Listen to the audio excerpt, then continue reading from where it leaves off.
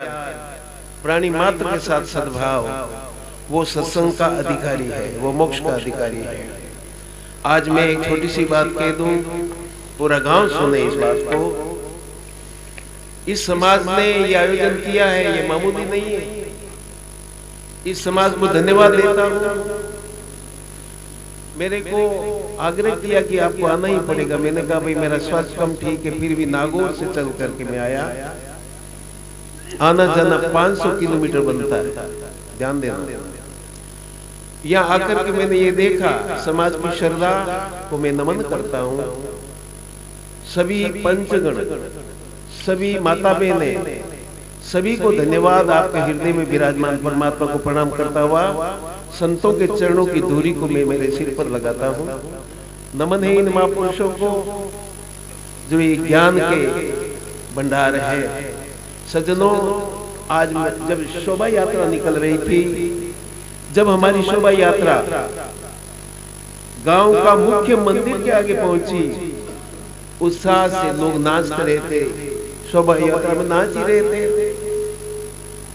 बहुत सुंदर आयोजन था कलश यात्रा का। तो मैंने एक बात देखी, मुख्य मंदिर के गेट पर एक पुजारी खड़ा है कि कोई अंदर न घुस जाए, तो कोई भी व्यक्ति अंदर न जाए मंदिर में, क्योंकि ये सब अनधिकारी हैं। आप सब मंदिर में जाने लायक नहीं है आप। हम तो आत्मज्ञानी की बात कर रहे हैं और हमें इस योग्य भी नहीं समझते कि तुम तो दूर रहो, ये मंदिर कहीं गंदा न हो जाए।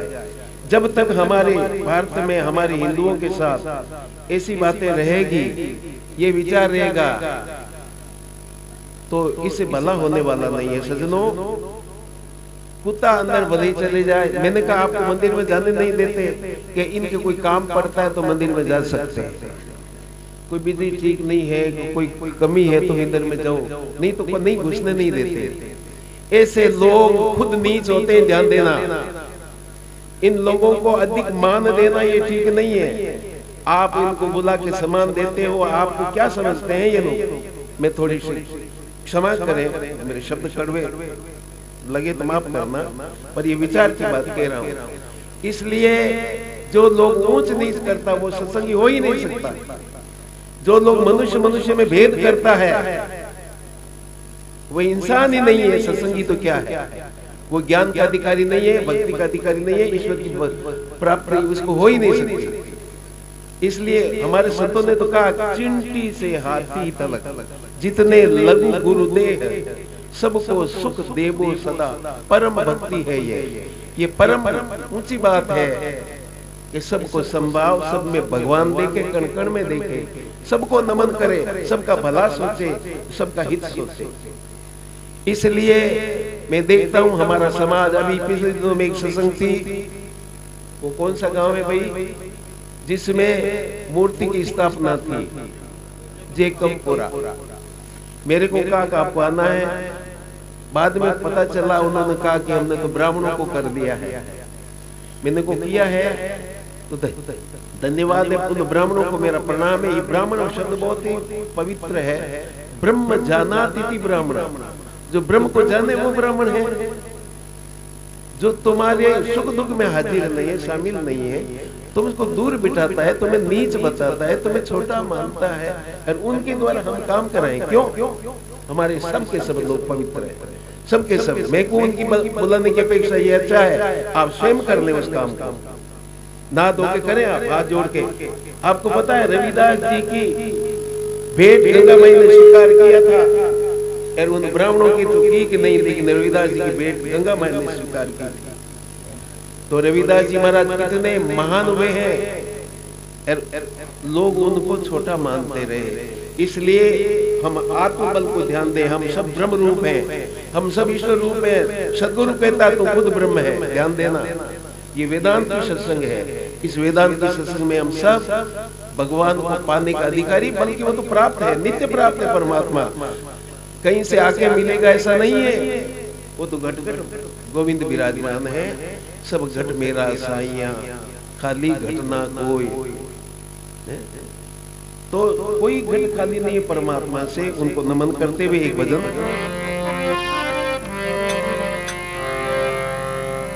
गुरु की महिमा का प्रसंग चल रहा है।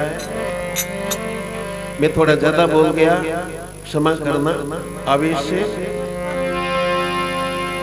क्योंकि मैं खुद ही कहा कि थोड़े शब्द में बोलो।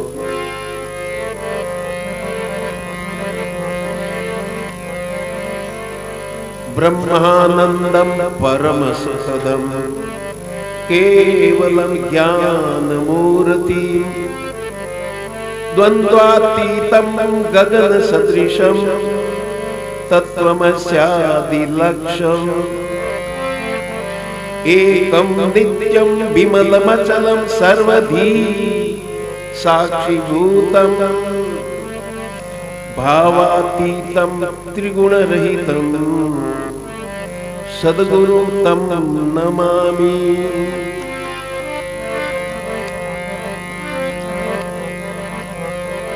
बोले मेरे सतगुरु अमृत पानी, बोले मारा सतगुरु अमृत पानी, अमृत पानी, दूध का दूध, पानी का पानी, दूधरा दूध पानी रानी हो।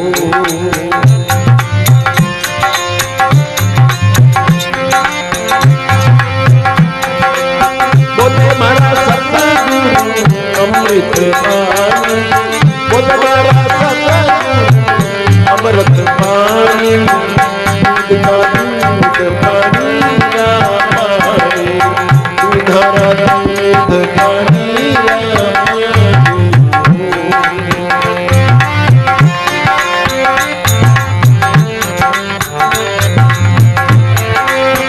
घर नहीं चैन नहीं मन में, घर नहीं चैन नहीं मन में, लागी मारे चोट शब्द की मन में, लागी मारे चोट शब्द की मन में। बोले मारा सतगुरु अमृत पानी, बोले मारा सतगुरु अमृत पानी, दूध का दूध पानी रानी, दूधरा दूध पानी रानी।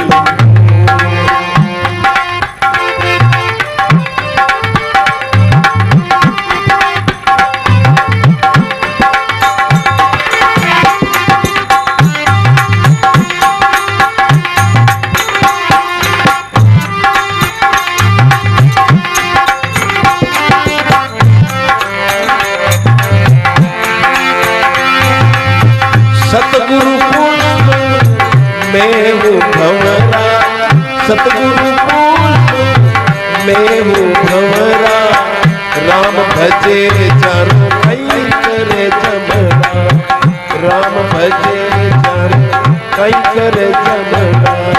बोले मारा सतगुरु अमृत पानी, बोले मारा सतगुरु अमृत पानी, दूधरा दूध पानी रानी, दूधरा दूध पानी रानी हो।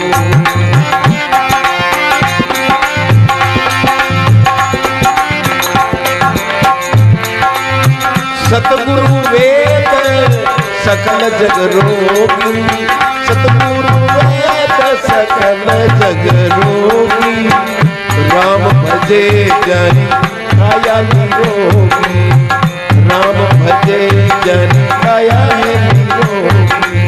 बोले मारा सतगुरु अमृत पानी, अमृत पानी, दूधरा दूध पानी रानी, दूधरा दूध पानी पानी।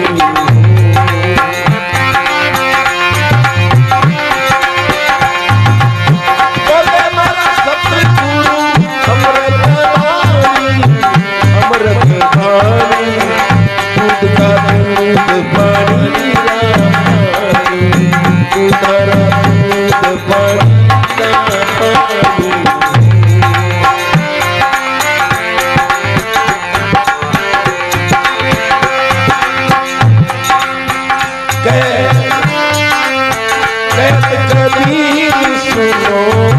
संतो कहे कबीर सुनो भाई संतो घटही माय मिलाया घटही माय मिलाया बोले अमृत बाणी बोले भाई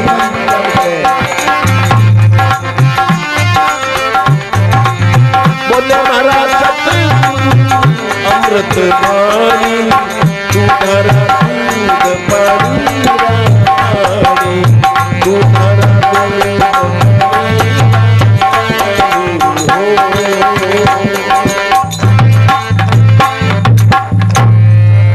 थोड़ा साज बजाने वालों को निवेदन करूंगा कि कोई गाए उनके शब्द दबे नहीं, इनका ध्यान रखें।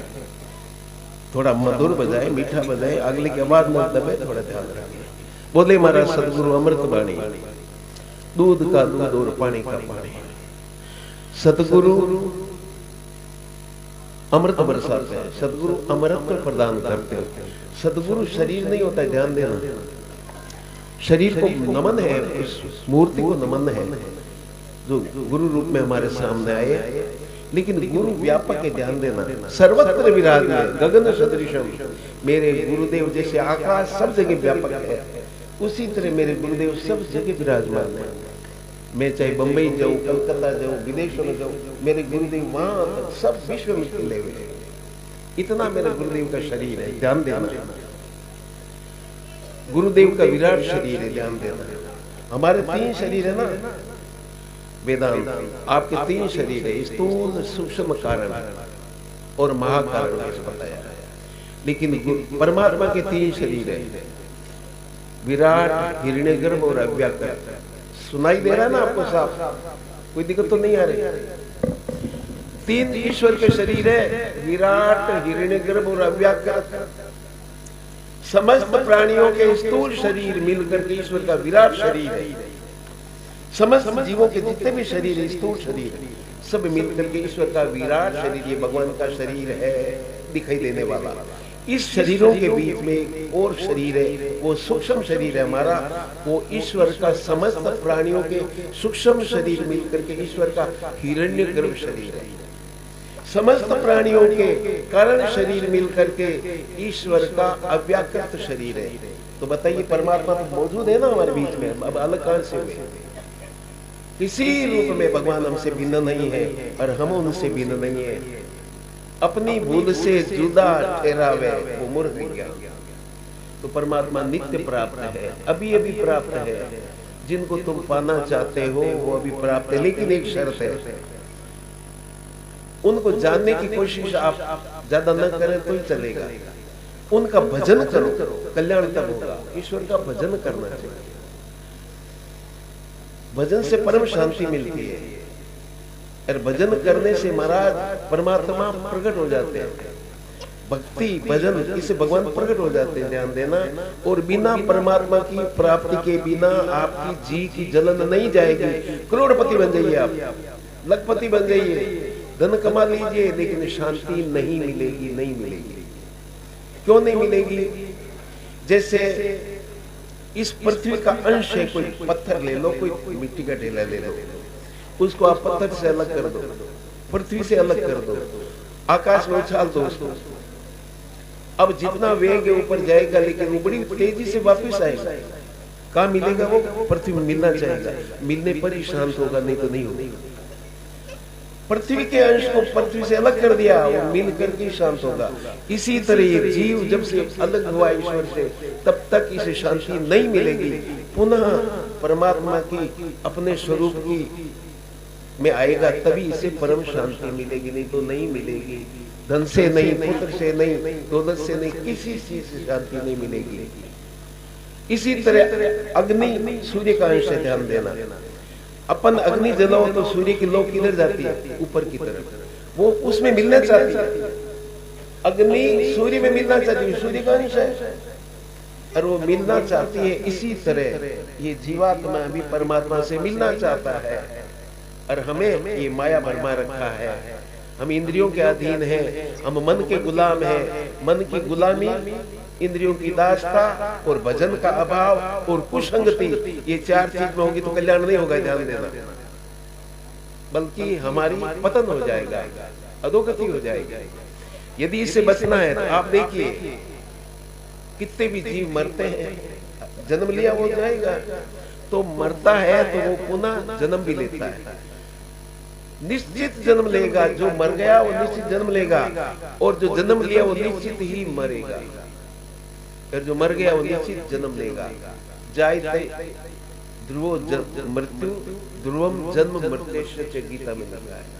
जो जन्मा है वो निश्चित जाएगा, और जो चला गया वो निश्चित ही वापिस जन्म लेगा, क्योंकि कर्म के उनके साथ संबंध है। तो कर्मों से ऊपर उठने का क्या कार्य?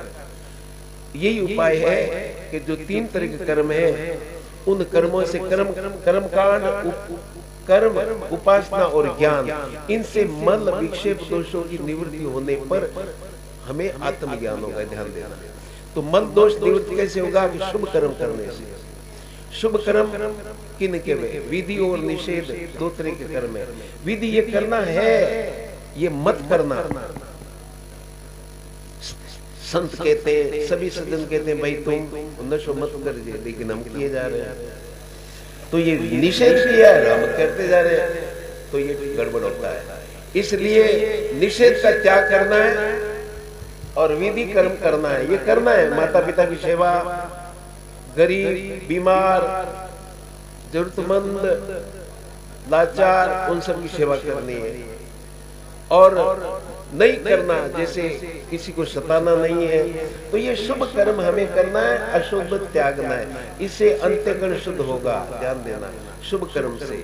और उपासना करने से परमात्मा प्रकट होंगे, ध्यान देना। हमारा उपासना पक्ष मजबूत नहीं है, ध्यान देना। उपासना मतलब नाम जप, नाम सुमरण, प्रणाम करना, विनम्र स्वभाव रखना, ये उपासना के अंतर्गत आता है। शास्त्र पढ़ना, नित्य स्नान करना, नियम से रहना, पवित्र सा रहना, वाणी से पवित्र बोलना, दृष्टि पवित्र रखना, हाथों पैरों से कोई भी पाप न हो जाए, ये ख्याल रखना। तो इससे हमारा अंतःकरण शुद्ध होगा, उपासना बल बढ़ेगा, और फिर ज्ञान से रीति ज्ञानान मोक्ष, ज्ञान से मोक्ष होगा। अधिक न कहता हुआ वाणी को विराम दे रहा हूँ, क्योंकि बोलने वाले बहुत हैं, और मैं ज्यादा बोला तो समय क्षमा करें, बोल रहा।